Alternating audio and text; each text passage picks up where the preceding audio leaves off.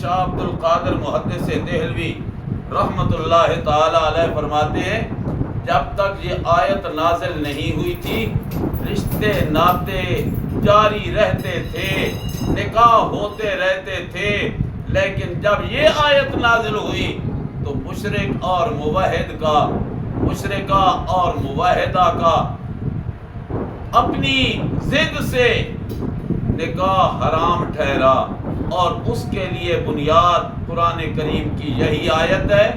نص قطعی ہے،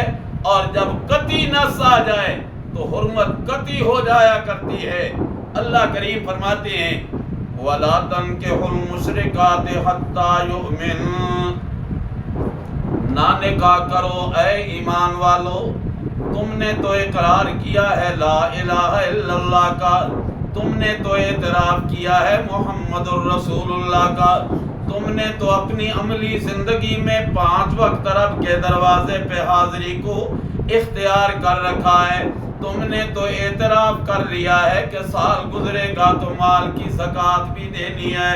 تم نے تو اس بات کو مان رکھا ہے کہ رمضان کا مہینہ آئے گا تو روزے بھی میں رکھ لیا کروں گا، تم نے تو رب کے حکموں کو بھی مانا، رب کو بھی مانا، خیال کرنا ایسی عورت سے نکاح نہ کرنا جو رب کی باغیہ ہو، لا تنکحوا المشرکات، نہ نکاح کرنا تم شرک کرنے والی عورتوں سے، حتی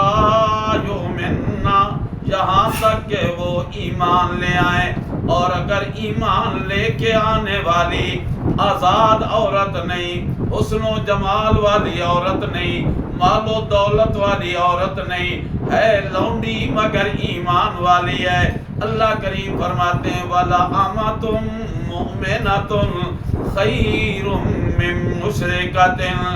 ایک لونڈی ایمان والی ہے وہ زیادہ بہتر ہے اس آزاد عورت سے جو حسن و جمال میں بھی یکتا ہے، مال و دولت میں بھی یکتا ہے، خاندان کنبے قبیلے کے لحاظ سے بھی یکتا ہے، اللہ کریم کے ہاں اس کی کوئی وقت نہیں، وقت ہے تو